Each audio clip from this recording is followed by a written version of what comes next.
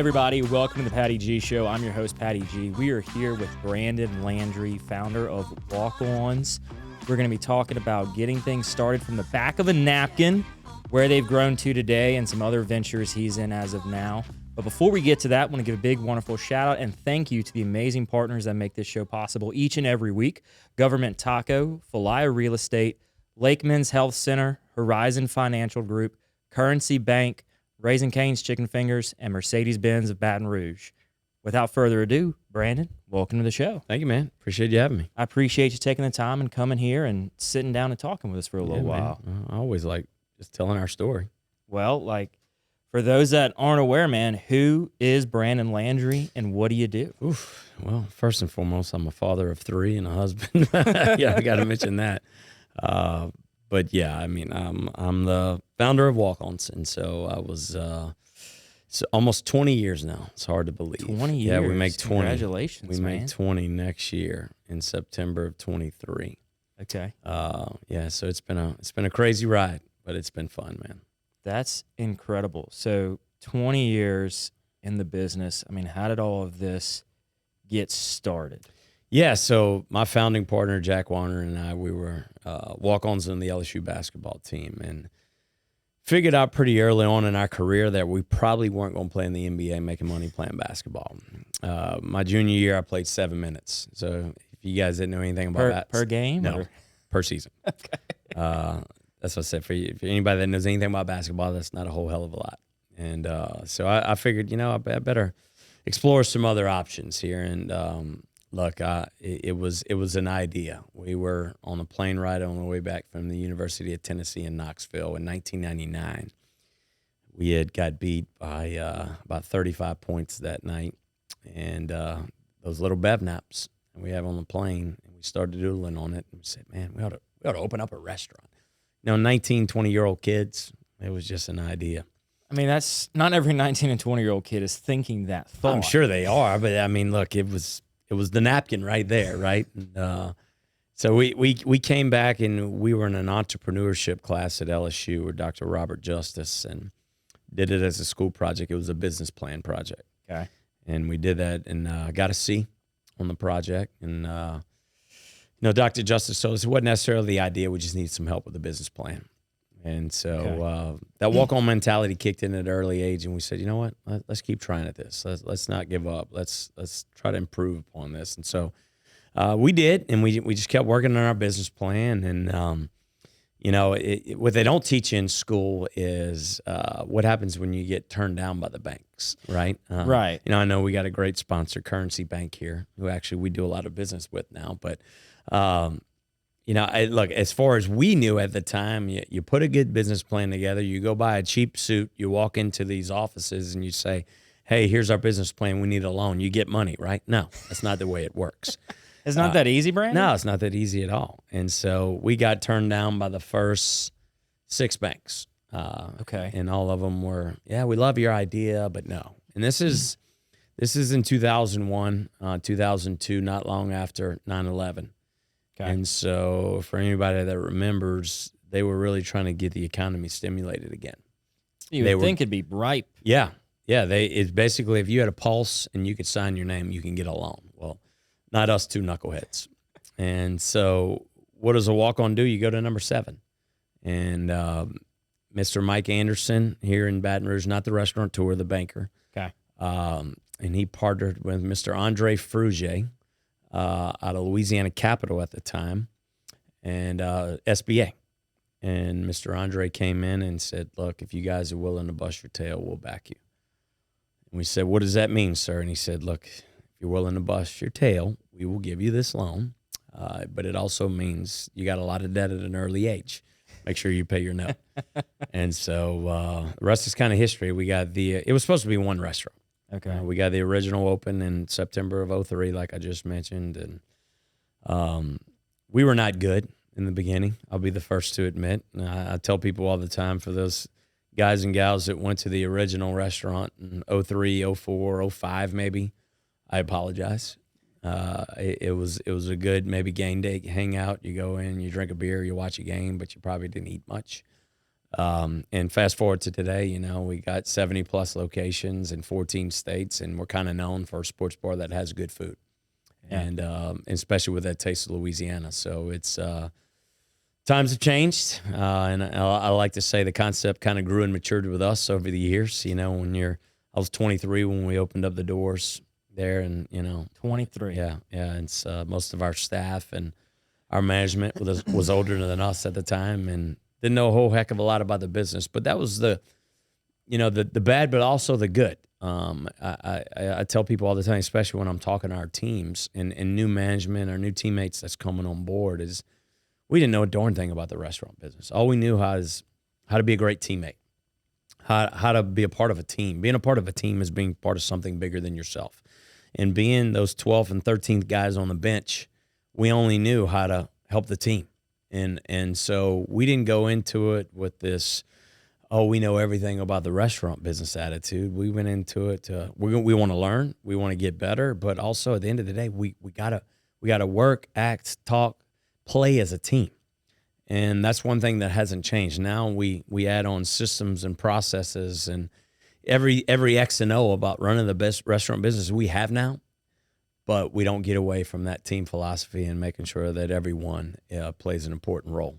Right, and staying true to yourself is probably key to the success of how y'all have grown so much over the last 20 years, is remembering that original founding principle of, hey, we're all a team here. We're all team players. Absolutely. We have Walk-Ons University every month where new teammates that are joining in our management team, they come in, and it's an in-depth dive into every department that we have. And it starts with me telling our story and talking like this and just say, look, like I just mentioned, we're going to tell you every question you may have about walk-ons and running a walk-ons, we're going to answer for you. But the only thing I want you to remember is just be yourself, right? And make sure you take care of that family inside those four walls. And it starts with the family that works for us or works with us, our teammates.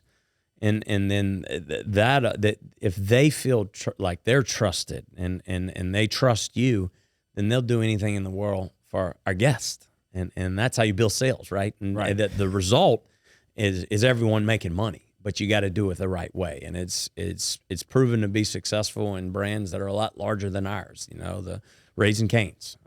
Todd's done an unbelievable job for almost 30 years now of living that same philosophy. Chick-fil-A, In-N-Out Burger, the great ones out there that do it. It's bigger than just making money. It's doing it the right way. Yeah, and making sure that everybody knows you're doing it the right way. Absolutely. The whole way.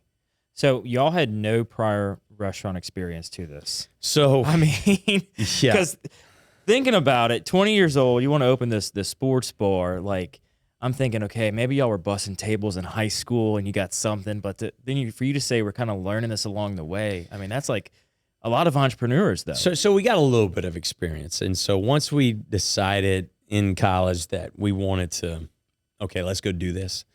We started working at just waiting tables, bussing tables, Rufino's, and Mellow Mushroom, Mike Anderson's, Chili's. Who actually Jack and I went and got hired on when they were building the Chili's at Tanger Mall in Gonzales.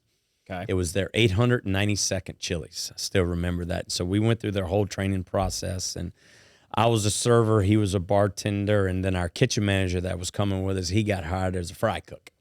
And so we kind of inundated, number 892 for Chili's. Hopefully we didn't stunt their growth too much, But it was a learning experience for us. And so we did have some experience, but look, and looking back, man, it's crazy to think what we did and how we did it. I mean, I would never advise anyone to go our route. I mean, we didn't get any management experience. I mean, we didn't go in and maybe open up maybe a 1,500 to 2,000 square foot spot and kind of learn. Going big. We opened up a 9,000 square feet, 300 and plus seat restaurant. And check this out, September 9th, 2003, that was week 2 of LSU football. And so 4 days after we're open, there's 150,000 people next door. it was great for sales, but it was horrible for, okay, let's just kind of get our feet wet. No, we dove triple flip into the pool head first, and to that point I made earlier, that's why, I mean, we just had no idea what the heck we were getting into, but we learned, and we survived those first couple of years. And as bad as it may be in it sometimes, and that location and having game days and things like that gave us a lot of traffic around our restaurants, but also it kind of, I mean, like we really couldn't F up opening up a Bud Light and pouring a Crown and Coke, Right, so that's we the were easy part. Yeah, so we were kind of the bar that served, half-ass cheese fries, and now, like I said, it's, and we got really good cheese fries, right? And it's game day with the taste of Louisiana, and like I said, the further we get away from Louisiana now, the more popular our Louisiana cuisine is.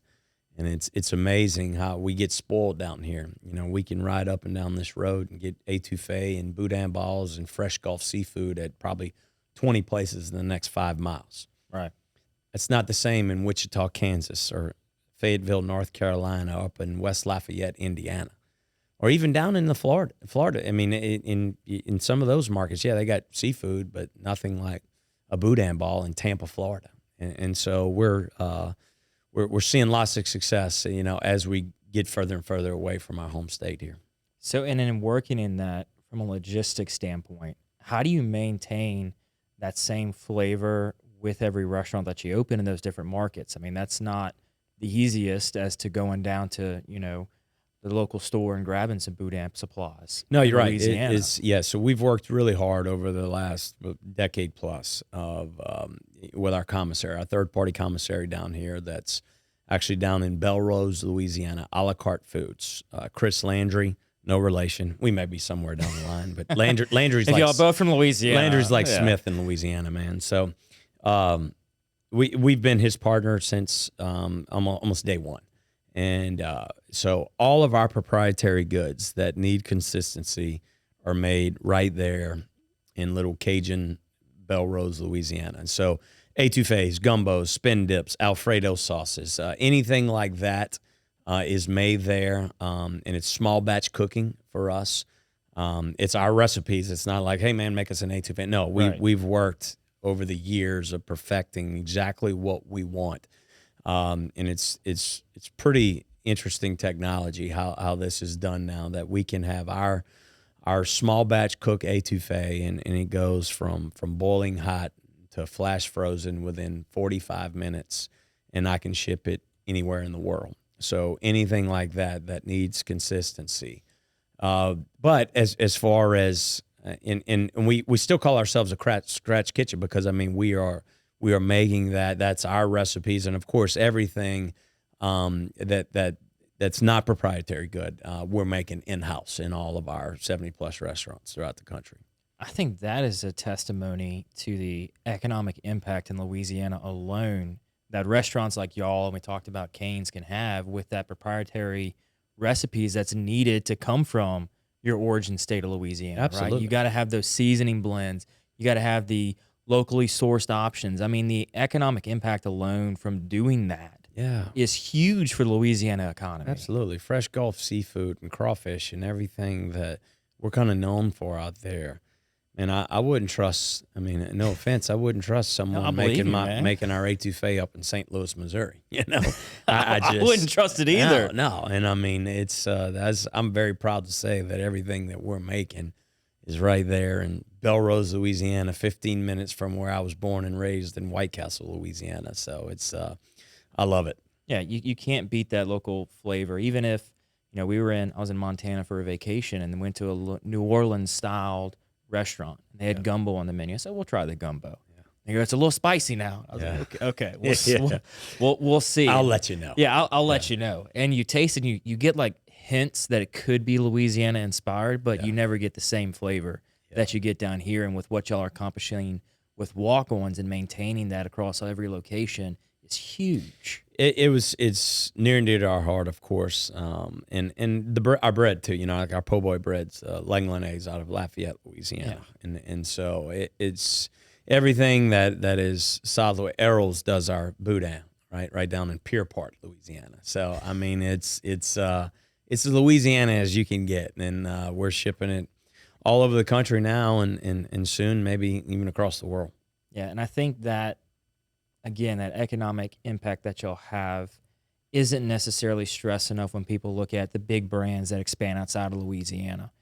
We're not just blowing y'all up. You've got everybody involved is growing with you. Absolutely. Being able to take on your quantity. I mean, you can't have them say, sorry, Brandon, we can't get you your bread. And you're going to say, what's it going to take for you to open up another shop down the street, buy more real estate so you can keep up with our growth?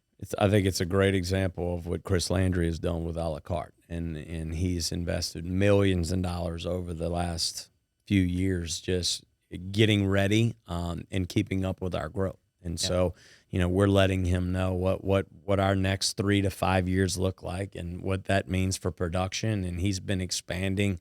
I mean, his building is probably quadrupled in size. That's incredible. Since we've really started growing. So, from y'all's model, it's not that y'all own every 70 location. It's a franchise model, Correct. right? Yeah. So let's talk through what went into that decision and not wanting to own and open up multiple stores. Yeah, so in 2012, we were nominated for and actually won ESPN's #1 sports bar in America. And our New Orleans location was the one that technically won that award, right? But we had 4 locations at the time. And an award's an award. And sometimes you get your little trophy, right? You put it on your little shelf and you feel good about yourself. But, with that award and with ESPN's name behind it, it gave us a little bit of credibility. And Right. people started asking. And when they wrote the article on ESPN.com, why we won it, they talked about a few things, and a few things that we hoped we would get credit for at the time. One was Taste of Louisiana. They talked about, man, you go into a sports bar and you can get duck and andouille gumbo and bacon wrapped shrimp stuffed with jalapeno and cream cheese served over sweet corn grits. Like, what is this place, right? Second thing they mentioned is a family-friendly sports bar.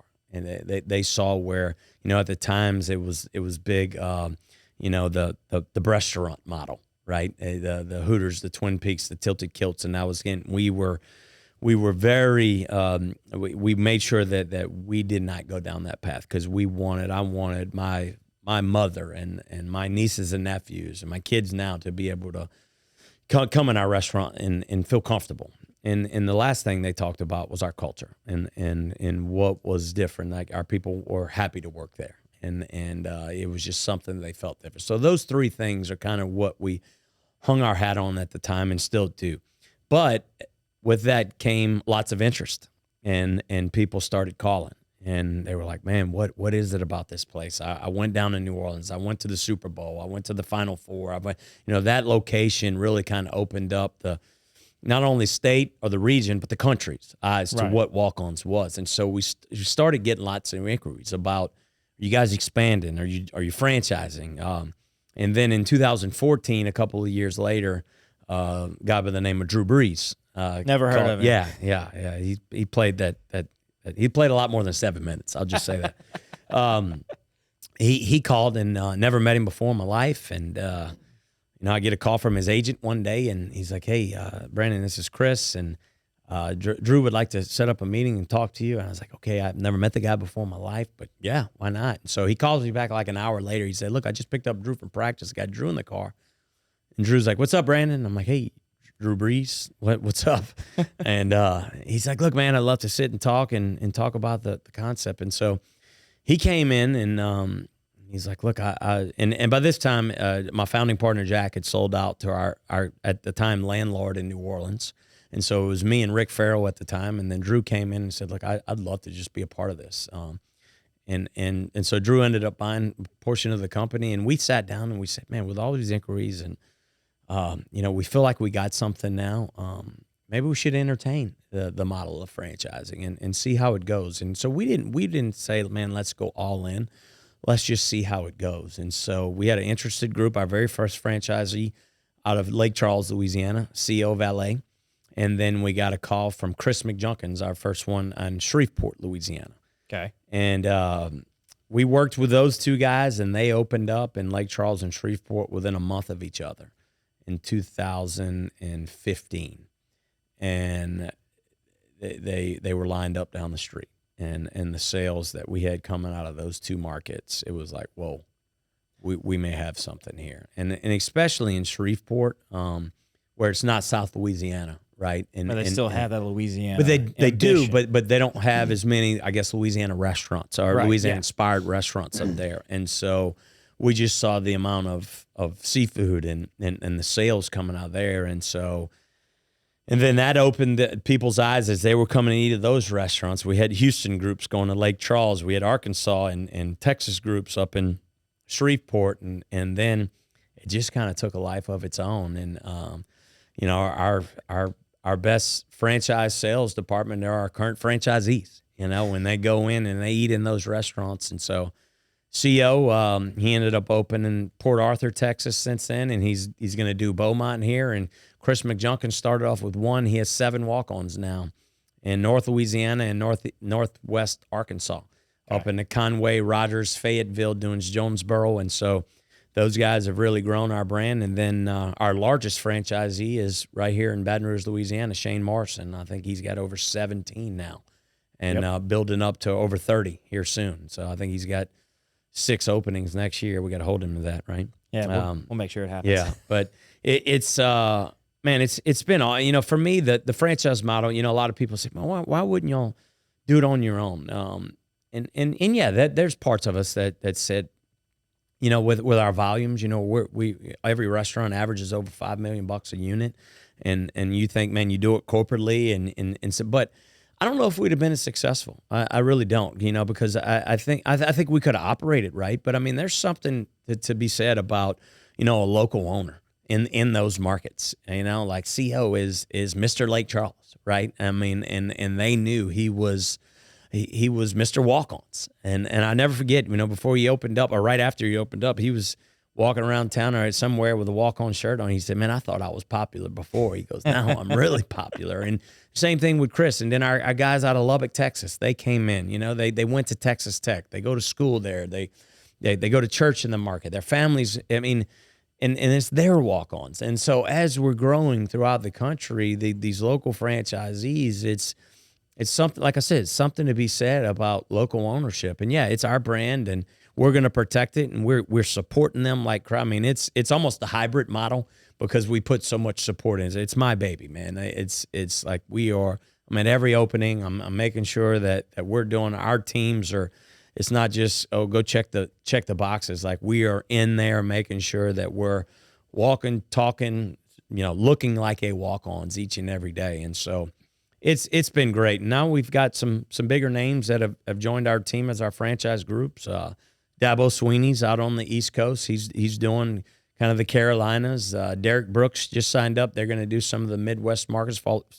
Dak Prescott's part of our Dallas-Fort Worth group. Devin White's part of our Tampa group. Smiley Kaufman's up in the Birmingham market. And so it's not that we're actively, trying to go after big names or something, but it's been fun to really attract some of those names. Well, and it ties in with their own brands, right? It does. So when you go after the players in the sport industry and football and what they're after that sports atmosphere, that sports bar atmosphere, and then they can always tie back their reasoning to, well, you got best sports bar in America from ESPN.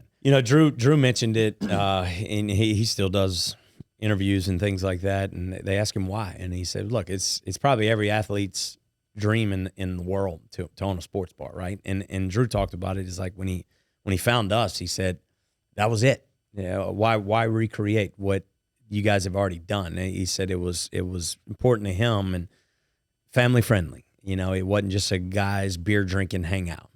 He could bring his wife, he could bring his kids there. The food was good, and it was just a story behind it. It's because whether he wasn't necessarily a walk on, but he was kind of treated like one, right? Because he's a Texas guy, and And you grew up in Texas, especially in the 90s. He was my year coming out in 1997. I mean, it was, you want to go to Texas, you want to go to A&M, you want to even go to Baylor, and no one wanted him. He went up to Purdue because that's where he had a scholarship offer. And then, you know, he goes to San Diego and gets hurt, and no one wanted him after that, right? Nick Saban said his shoulder wasn't well enough to play for the Dolphins, so he had one spot to go. It was New Orleans. After Hurricane Katrina, it was really literally the only team that would take him, and I think we all know what happened after that. He brought some greatness. He did, and so he's kind of that underdog mentality, and kind of that. Yeah, he got a scholarship, but he had that walk-on mindset as well. Well, and it's also playing to the players' mentality of we got the playbook.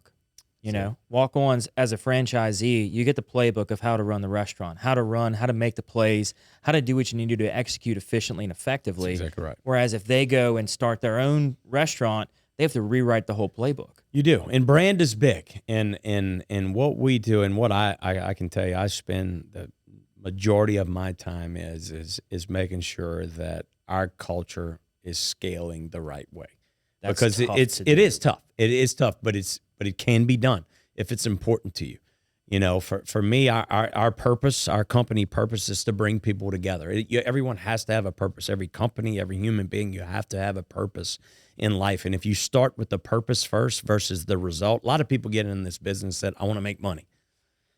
You're done. You know, I mean, seriously, you won't last long. If that's your purpose, really, in any business, if you just go, I got to go make money, you need to rethink it, because you have to have a larger purpose. And so for us, it's to bring people together, and our vision is to be more than a restaurant and inspire that lifestyle that celebrates that underdog mindset. It's nothing about being the biggest, the baddest, the most restaurants, the highest sales volume. Those things will be results if we live our purpose and our vision. Right. And so that's what I try to do each and every day. Are we living this way? Are we doing the right things? And guess what? Everyone that does, every I'm not saying we're perfect. I'm not saying every one of our restaurants just absolutely knocks it out of the park. There's opportunities, of course, everywhere. But the ones that have that in the forefront each and every day, and making sure that, man, they're going in there to bring people together, whether it's their community, whether it's their team, more than likely those restaurants are at the top of our list as far as sales volumes. Yeah, because you have those owners that are embedded in that community. Absolutely. You don't have to go in as outsider Brandon Landry coming with a brand. You're coming in with these people that are already in there. Like you said, they go to church there. They live there. They're the mayors of their town. And when people go there, they're supporting them, which in turn makes the brand get all the more better. Right. Because they see somebody, they may not necessarily know you directly or trust you directly, but they know the story. They know the story. They know the story. And they know the owner, and that's who they trust. And if they know that he can get behind your brand and your story, so can they. That's exactly right. Like our Tampa market. I mean, we have 3 restaurants in the Tampa market. It's some of our top sales restaurants in the system. And yeah, real estate's important. Of course, you're always looking at real estate, but it's what's happening inside those 4 walls. It's those operators over there. They're living and breathing our purpose and vision each and every day. And as a result, they make a lot of money. Yeah.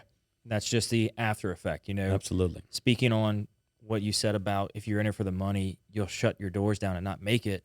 Those first several years when y'all were battling, getting the brand off the ground, working through those mistakes of probably having a lot of comped meals or a lot of comp tickets. If you were in it for the business of making money, you just stopped after 2 or 3 years and said, this isn't worth it. Yeah, it was tough. And I go back to, you don't know what you don't know, right? And that was the advantage of being young and inexperienced. It was just like, let's just work hard. Let's just make sure people are happy. Let's just make sure we build this team. And yes, there was plenty of sleepless nights, and, are we going to make payroll? And it's, even if once we started growing, it got to a point, because growth is tough.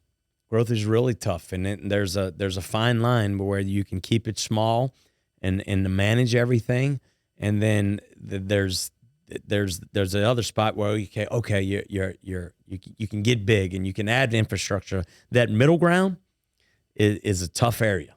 Yeah. And it's either you got to make a decision whether you downsize and keep it small and keep it running tight, or you got to go to the next level. And so those years were interesting, and it was tough. But I always just believed that this brand had an opportunity to be a household name, to be in every market in this country, and soon to be globally. And we're on our way now. And look, plenty work to do. I'm not, like, once again, I'm not saying that, we're God's gift to restaurants now, but we work hard each and every day. Our team is everyone's just in there to first and foremost bring people together.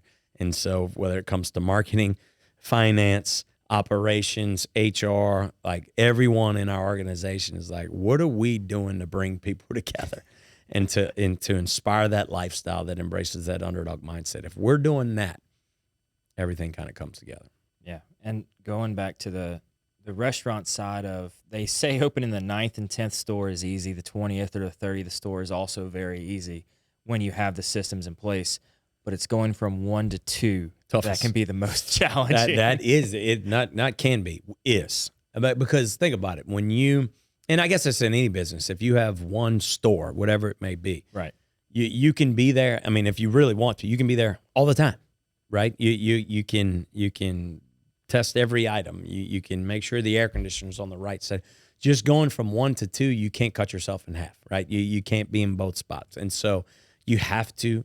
You understand very quickly that there has to be a system and a process behind everything versus, I mean, just as simple as what TV station that the TVs has to be on and what the music, what the decimal levels have to be at certain day parts. Whereas if you're in there, you're like, oh, we need to turn it up a little bit, right? Right. But once you have 2 restaurants or 2 stores, it has to be okay. It has to be on click number 7 at 4 o'clock in the afternoon, or it has to be here at 9 o'clock at night. And so it was interesting just going from Burbank Drive to Coursey Boulevard in our second location that is now Town Center. We relocated that one in 2014. But it was, and so 2 to 3 wasn't as bad. And like I said, 50 to 70 was a lot easier than 1 to 2. A lot smoother. Yeah, exactly. So when did you know it was time to go to that second store? So you said before, like, it was always a 1-store mindset. Yeah. When did that change from small restaurant industry to, hey, maybe we can be a restaurateur here and really open some locations? Yeah, it was more the opportunity at the time. I don't even know if in 08. So we opened in 03. 5 years later, we did the Coursey location, and it was more of an opportunity of a building available.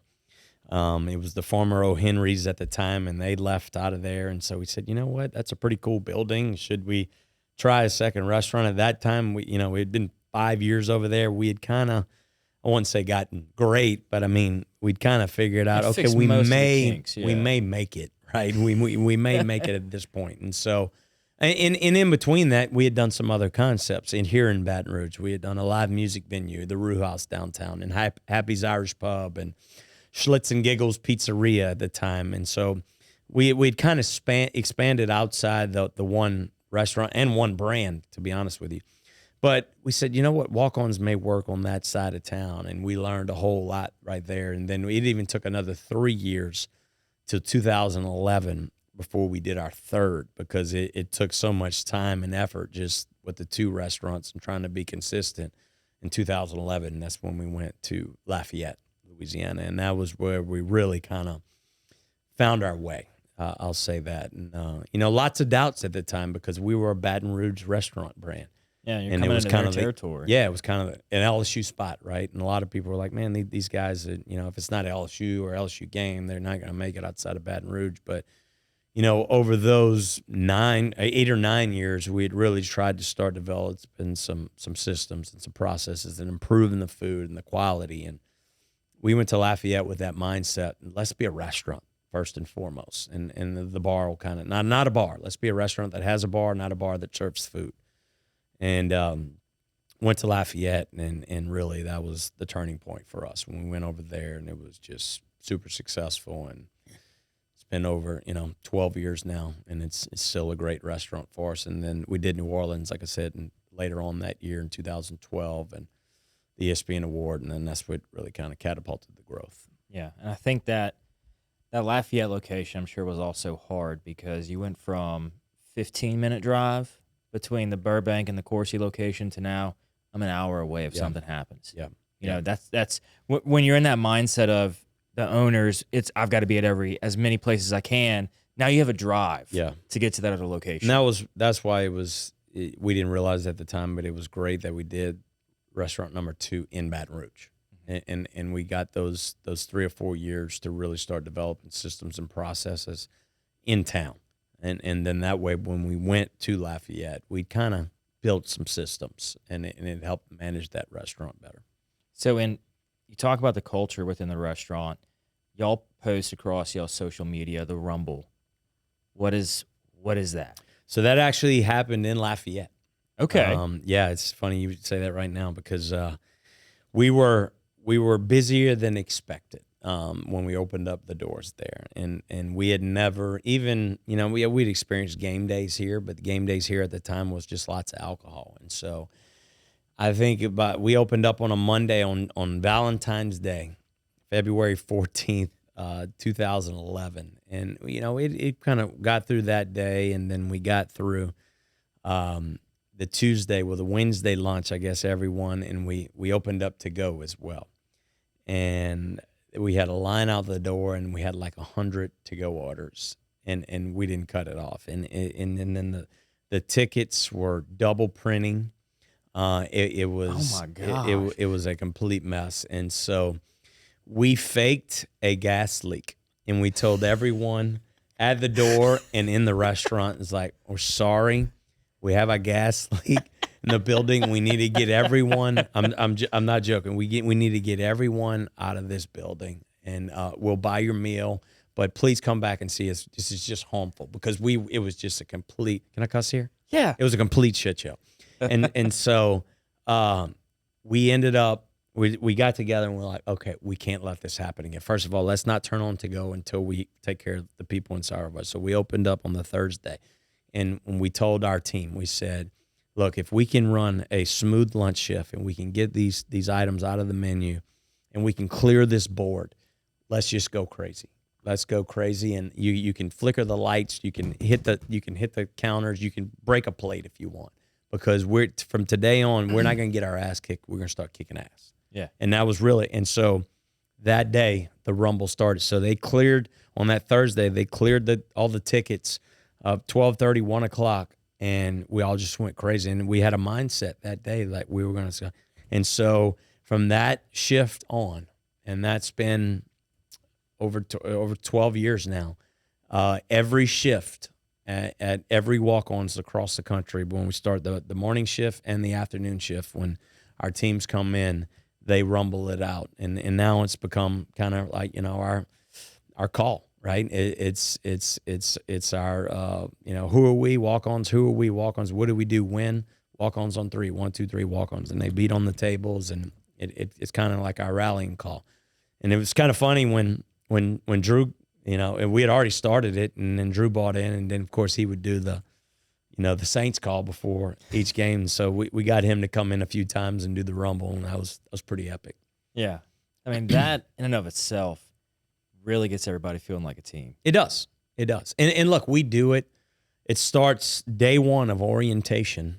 And I mean, we open next Monday in Myrtle Beach, South Carolina. So they had orientation Saturday in Myrtle Beach, and it's 150 new team members, and some of them may know each other. The majority of them, they've never met anybody in that room. And within 5 minutes, we say, look, we're start off this with a Rumble. And you can kind of tell who's in it and who's not. It's almost kind of like a little job interview. Yeah, they hired, right? But we watch the room and see who's just kind of like, yeah, this isn't for me.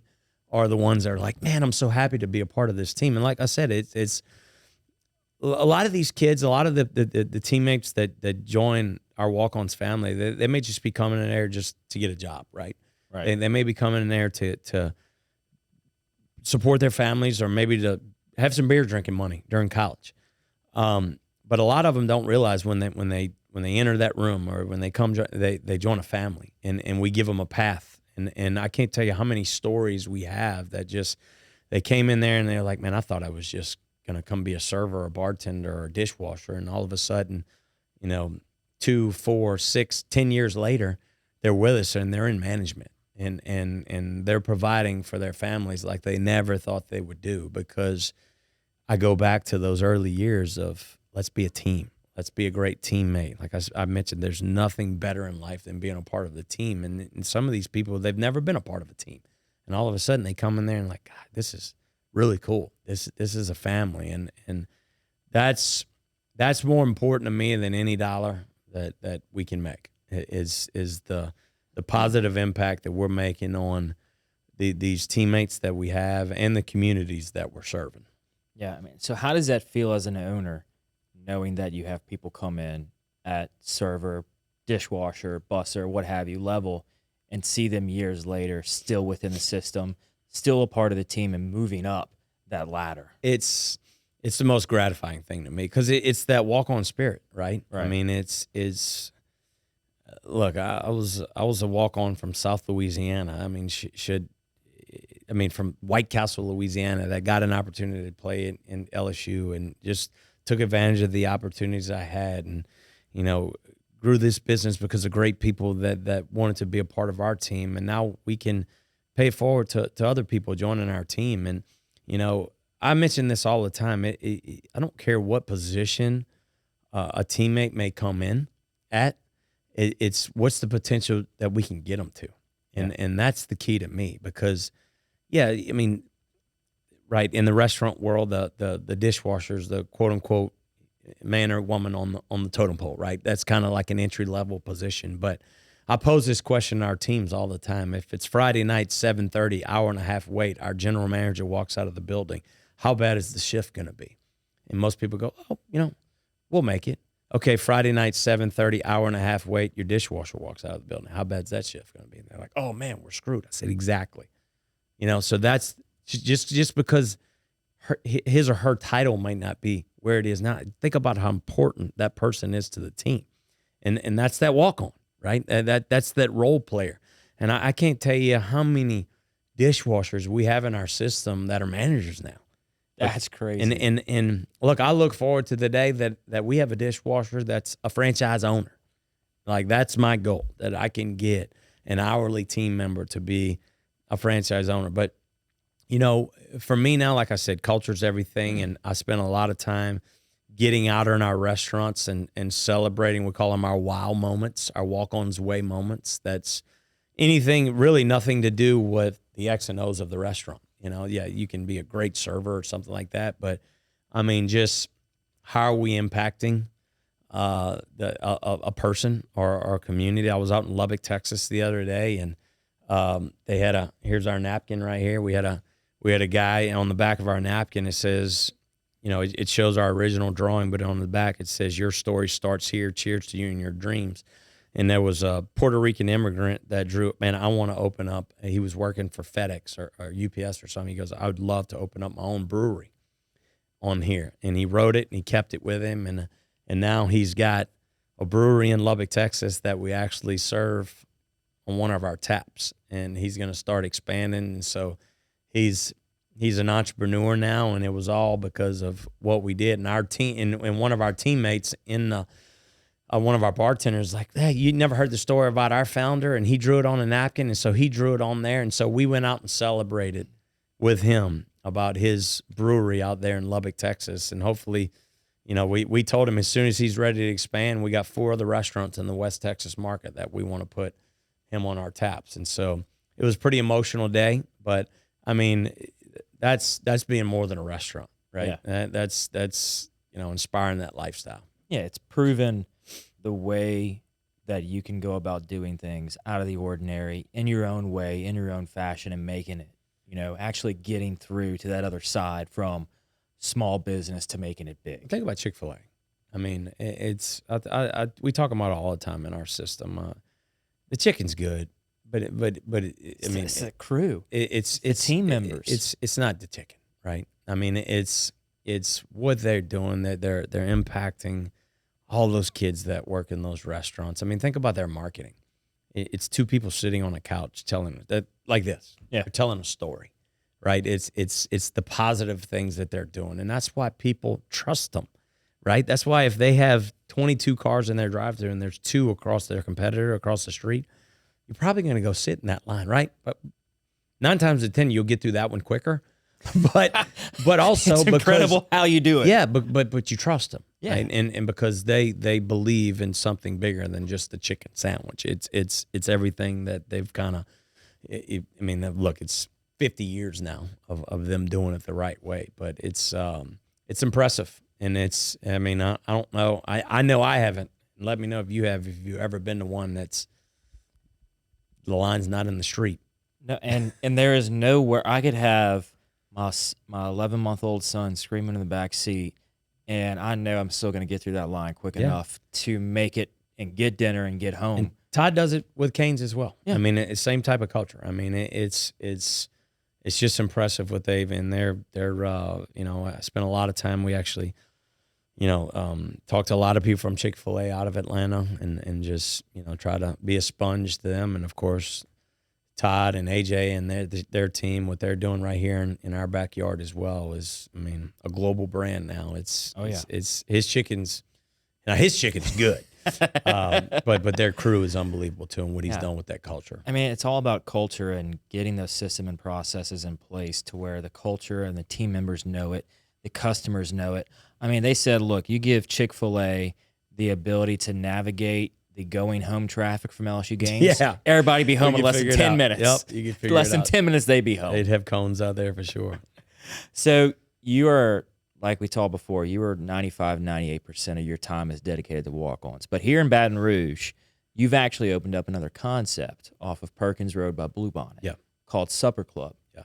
What the heck is that, man? Yeah, it's crazy, right? I mean, look, it's not a walk-on. Yeah, it's my wife Mackenzie and I. It's not like we have a whole lot of time on our hands. Like I just mentioned, we got 3 under the age of 6. But look, we've been fortunate to with our walk-ons growth to travel to different cities and see different concepts. And like I always said, and I still to this, I mean, Baton Rouge is my home, and the food scene here is unbelievable.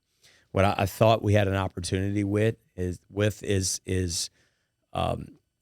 raising the atmosphere scene a little bit, and along with great food. And so there was probably 6 or 8 inspirational restaurants around the city. Around the country that we had been to, and a couple out of Dallas, down in South Florida, and out in Vegas. Some of those great restaurants and some of those hotel casinos out of there. And at first it was an idea, kind of like walk-ons, and I was like, man, I want to do it because it felt selfishly. It was a place that I wanted to go to. And so Mackenzie and I mean, we spent 2 or 3 years just really diving in and just making sure that it was a place, and spent a lot of time courting my now operating partner, Leighton Carbo. And I know I wanted, first of all, it came down to culture, it came down to character for me first. I mean, I feel like anyone can figure out how to cook, right? But you got to be a great person first. And so, it's a dinner only, fine dining restaurant. And it's not like we reinvented the wheel of restaurants. We didn't. It's just probably something that Baton Rouge and South Louisiana has never seen. And it's, we're Tuesday through Saturday night, just 5 to 10. It's called Supper Club, but it's open to the public. And we just, my purpose there was to create meaningful moments. And that's how it started. Once again, every concept, anything I've ever done starts with a purpose. It didn't start with like, oh, I want to do that. No, it's like, what do we want to do here? We want to create a meaningful moment for everyone that walks in that building. And so it started off with kind of a speakeasy vibe. No windows. It's a little darker than usual. The vibe, setting is everything. It's like Danny Meyer said in his book, hot dogs taste better at the ballpark. Margaritas taste better at the beach. It's setting is everything, especially in the restaurant business. And so we just wanted a little bit of sexiness. And, when people come, get dressed up, right? I mean, what was the spot like? Instead of just putting on jeans and a T-shirt, put on a collared shirt, maybe a blazer, and come in there, and whether it just be a date night or a night with friends. But also, I mean, the food, it was, Leighton and I spent tons of time traveling throughout the country, testing the best meats and the best fish in the world. We're one of 6 restaurants in the country that is getting this Japanese A5 Wagyu from Perfecto, Japan. It's meat butter. How did you score that? Oh, it's crazy. You know when you got good meat when I have to pay them to be able to buy it from them. So I had to join a membership. Okay. Yeah, and first of all, they had to approve me, and it comes down to geographically, is there any other restaurants that are serving this around us? And so, because they didn't want it. Create a demand. They want to create the demand. Got it. And they had to check out, okay, what's the rest of our menu? Is this really going to be a place that we want our stuff in? And so after we got that approved and I sent them a check, now I can start buying it. But it's unbelievable. And then the domestic Wagyu, each one of our farms, we is specifically like, it wasn't just like, okay, just send us the best No, we want to know where the cows are coming from. We actually have a Segura cut that's coming from Ethel, Louisiana. Sean Segura is one of the best cattle farmers I find another one like him. He's very good. And Chef John False, our friend of mine, he introduced us to Sean, and this meat is, if you find a better steak than that, some of his grades are like the 13, 14s, where regular prime steaks that you get at other restaurants are like a 9. And so this marbling in this steak, and then, our New Zealand salmon and our sea bass, and just every, our Alaskan king crab that we're getting flown in. I mean, it's different, right? But the menu's not huge. But it's just, we're getting comments back, and the most gratifying thing to us is people from Baton Rouge and here in this area, and they're just saying thank you, and I'm saying thank you to them for spending money at our restaurant, right? But I think we're creating meaningful moments for these people, and giving Baton Rouge something that a lot of people said Baton Rouge isn't ready for that. Why not? We and I had the opportunity to do it, and it's pretty cool seeing people that are making reservations from New Orleans and Lafayette and Shreveport and Houston. It's really cool. Yeah, that is, to have somebody coming in from Houston is powerful. That's not a short drive. Shreveport's not a short drive either. No, it's cool. I mean, we got Ole Miss coming this weekend, and people, unfortunately, there's not a lot of people. We're only 145 seats, and so we couldn't accommodate many of them. But it's cool that we're getting the word out as people are traveling to Baton Rouge that this is one of their spots to stop. Well, I think that in and of itself, that controllability within the seating arrangement and how many people are within the restaurant, typical restaurants, or how many people can we put in here, and how many times can we turn over the tables? Where, like with y'all we're doing with Supper Club, how many people can we have create a special moment and not be worried about flipping that table? That's exactly right. And I think our management team appreciates Mackenzie and I's approach from day one, that it'd be great to make a lot of money, right, doing this, but that wasn't the purpose. It's to create meaningful moments. That'll be a result. And so us sticking to it only an 8-top, that's the largest we're going to do, is because we don't feel like we can give the level of service with a bunch of tables being pushed together. So a lot of people in the meeting, they didn't get that. It's like, we want to bring 12 people or 14 people, and you're not going to accommodate. We will. We could do 2 7-tops. Yeah, we'll break you up. We could break you up, but honestly, the first person is not going to be able to talk to the 14th person anyway. But it's just something that's never been done here. But for us, it was a lot of everything is intentional. Every decision that we made was intentional. It wasn't just like, because we feel like once a server gets over 8 people, you just don't get the attention you need. 100%. And reservation only, and making sure we just didn't pack them in there. It was not be rushed. We're not trying.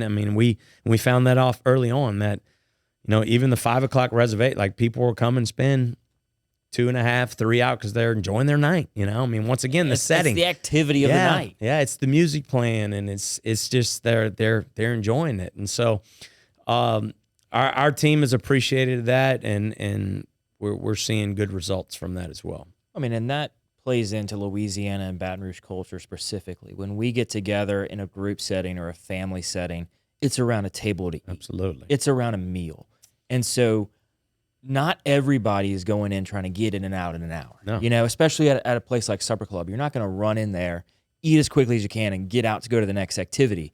If you're going in a place like this, that is your activity. You're bringing the family members to share and experience that whole evening together, and that's it. That's exactly right. And that's why, people are like, man, I can't believe you're going to go do Friday lunches and stuff. Well, it's going away from our vision, right? Because, I mean, yes, it may be a Friday lunch, and some people may take 3-hour Friday lunches, but I don't want anyone to ever have to come in there and it's like, man, I got to get back to the office for 1 o'clock because, and it's not the same during the day, right? No. Like you're going out, you're going home, you're going, take a shower and get ready to go to Supper Club that night. And because I want to make sure, and that's why we've been so strict on the dress code and all that stuff, just because I want to create a meaningful moment for everyone in the restaurant. And I don't want it to just be, just a normal night out. Like come in and have fun. And it's not like we're sitting just because you got to get dressed up, you got to charge that much. No, I mean, we're right in line with all the other fine dining establishments here in town. It's just, we wanted to do it a little bit different and,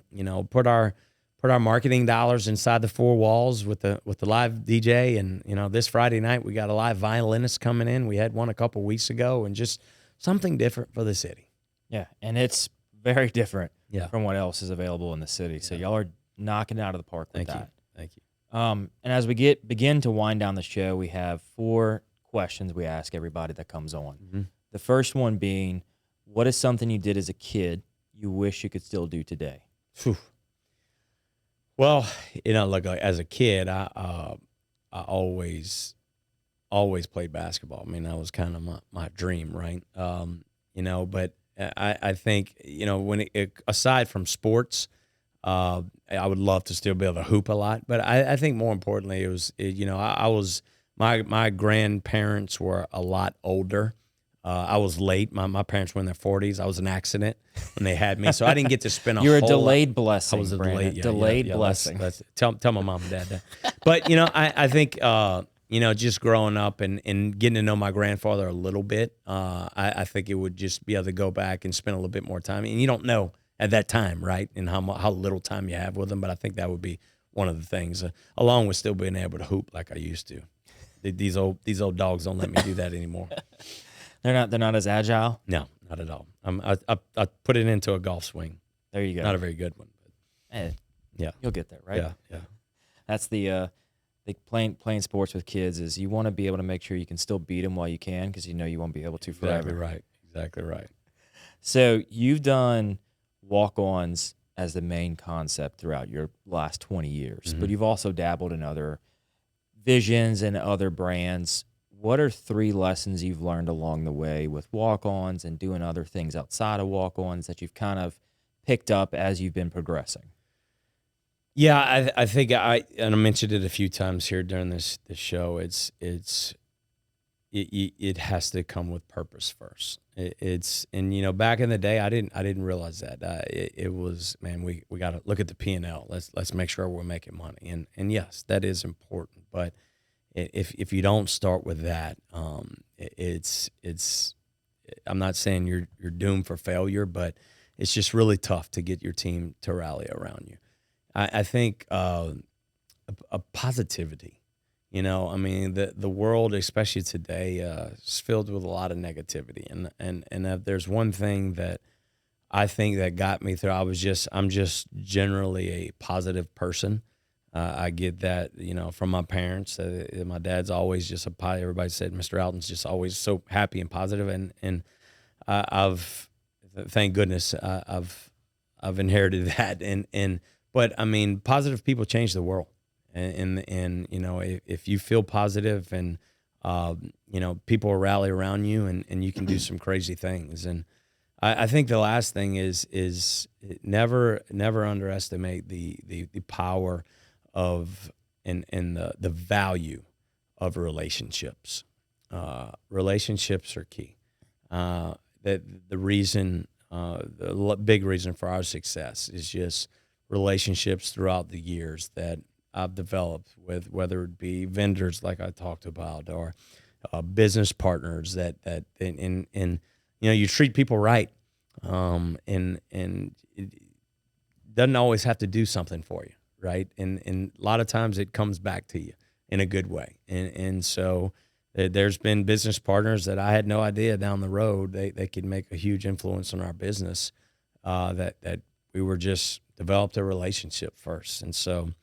I think those three things, man. And like if you keep it positive and like I mentioned, have your purpose, and then relationships, we build relationships each and every day. And if you can get someone to trust you and you trust them, it's amazing what you can do together.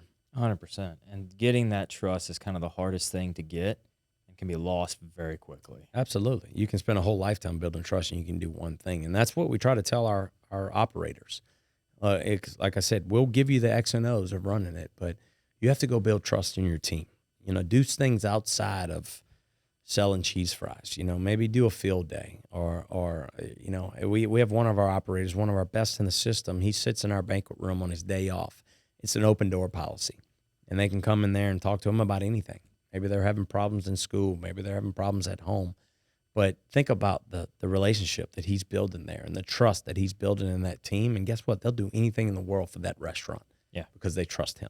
Yeah. And he also knows if they send a text or a message at the last minute that something came up, something really came up. Absolutely. And he's not going to be sitting there as an operator thinking, well, maybe they're just trying to pull one over on me. Or maybe they're just trying to, maybe they had too much to drink last night and they're just hungover and can't come in today. He's going to know, based on their conversations they've had over the course of however long they've been there, that something really did come up, because that's what type of people they are. They're not the ones that are going to give you the short end of the stick. They're there for the team all the time, but also they're humans just like everybody else. Yep. They have stuff that comes up. They have issues. No doubt. So what is something you love about Baton Rouge? The people. I mean, look, like I mentioned, we travel all over the place. I just flew in from Atlanta an hour ago, and they got some great cities. There's just something about, South Louisiana, Baton Rouge, when you come here and you come home and people come visit us, it's just people care about each other. And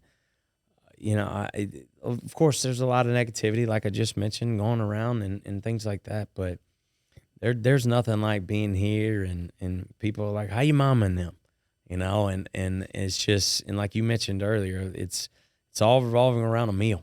I say it all the time as we open up around the country. People down here, they don't eat to live, they live to eat. And everything that we do, every tailgate that we're doing, it's like, all right, what's it? Dustin Lovelace was texting me today, this is what we're doing for the tailgate on Saturday at our walk-ons tailgate.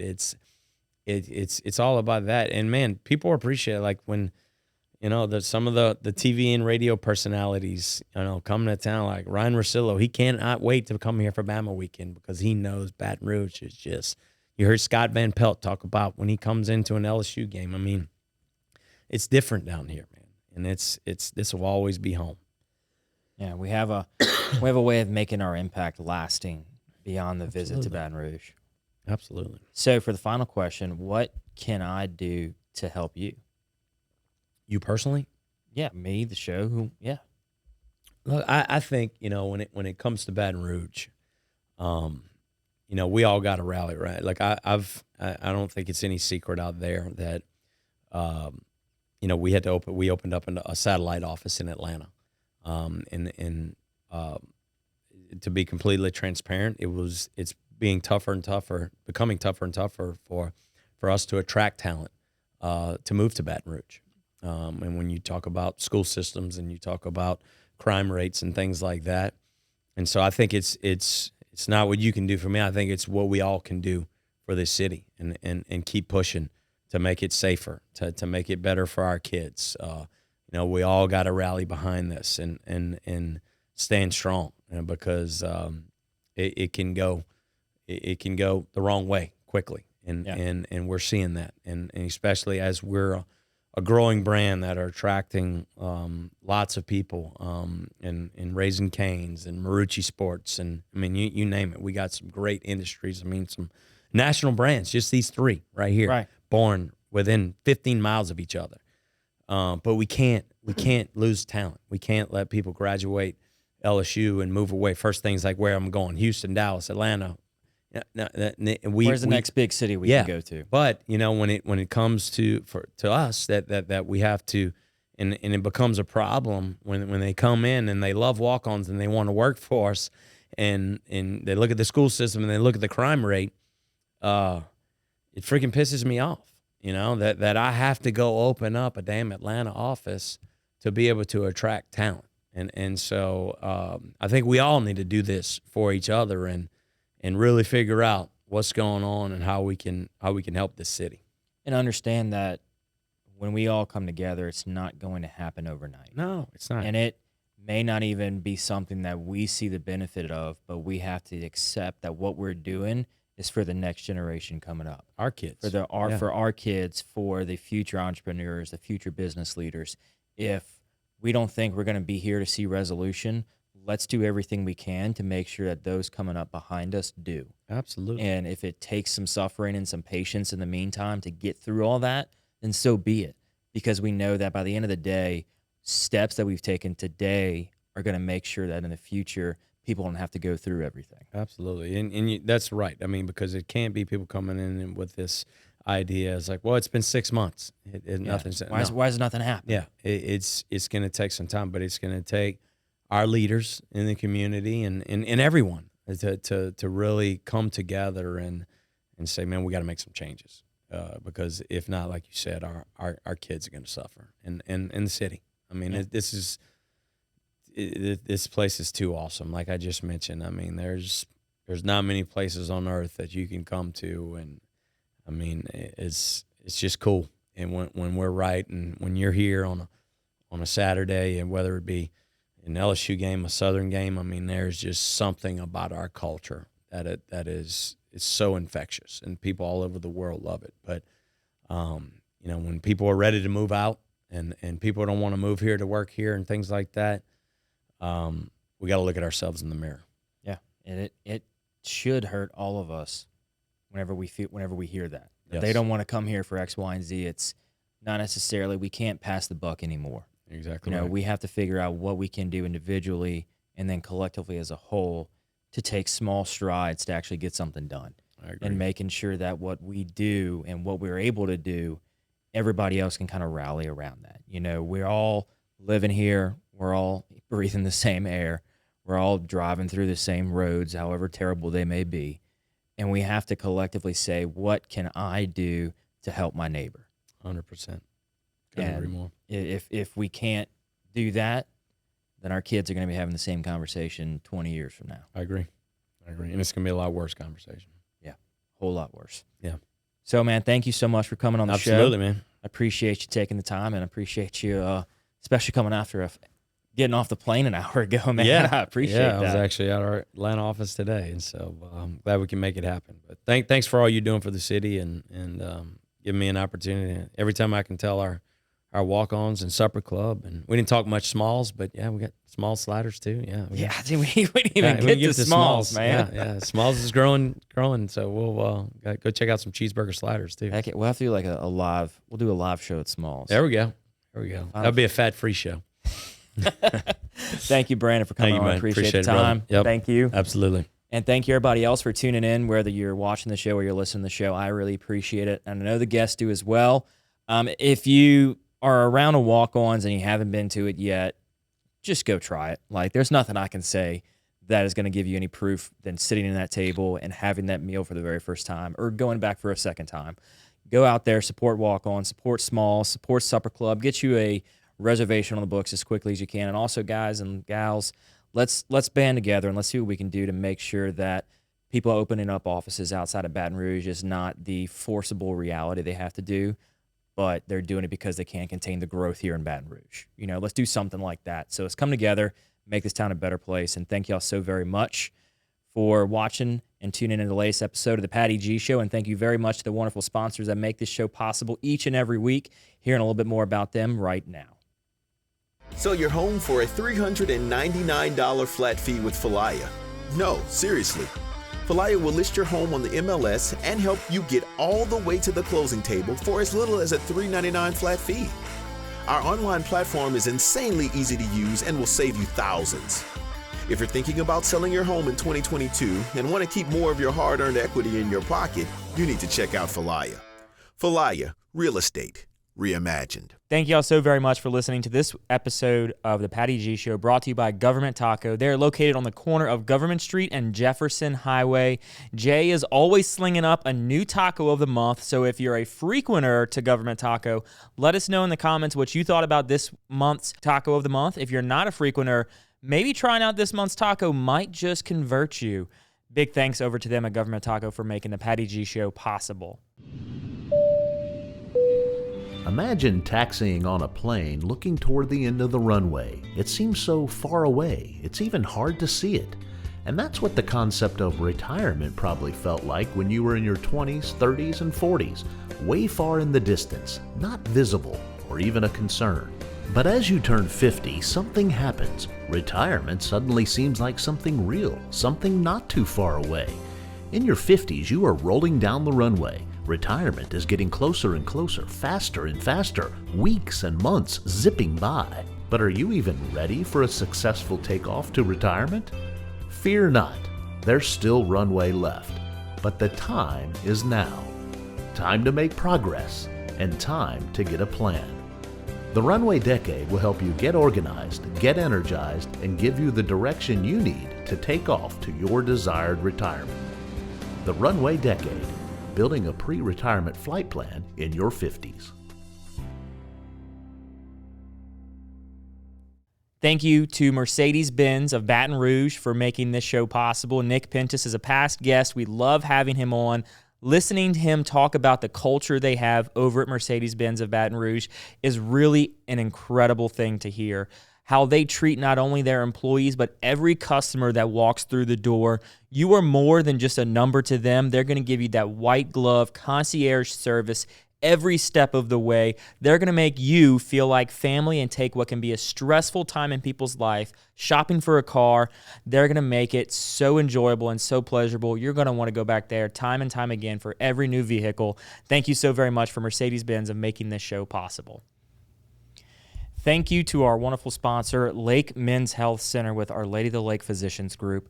Guys, I know it's tough to get out and go to the doctor. I know it's challenging to find time in our busy days, but I promise you, signing up to be a part of this group with Dr. Curtis Chastain and Dr. Tyler Boudreau, you won't regret it for several reasons, but most of those being the fact of the time it saves, where you're able to get in on the same day, get that appointment done, and spend that time you need to talk with them about what your health goals and concerns are, as well as ensuring that the financial investments you have, you will be able to live out and see those come to fruition. So if you're an investing guy, you know all about and planning for the future and investing in the future. There's no other more important thing to invest in than your health. Make sure you go check them out, Our Lady of the Lake Physicians Group Men's Health Center, and tell them Patty G sent you. Thank you so very much to Raising Cane's Chicken Fingers, the latest Patty G Show sponsor. Raising Cane's Chicken Fingers is serving up hand-battered, cooked-to-order chicken fingers, crispy, crinkle-cut fries, buttery Texas toast, fresh coleslaw, and mouth-watering cane sauce. So y'all stop by for meetups and wind-downs, lunch breaks and dinner fixes, pre-games and after-parties, or whenever your chicken finger cravings hit. I know my chicken finger cravings are hitting right now. Raising Cane's Chicken Fingers, one love. Thank you so very much to Currency Bank, a proud sponsor of the Patty G Show. If you are looking for a business bank that fosters on three core values, relationships, service, and technology, Currency Bank is the place for you. They pride themselves on convenient, accessible, and secure online banking resources where you can manage your account balances, initiate transfers, enroll with e-statements, and more via their online portal. Between the relationships, the service, and the technology, they are going to be that partner with your business every step of the way, regardless of what you need. Currency Bank is the bank for business owners.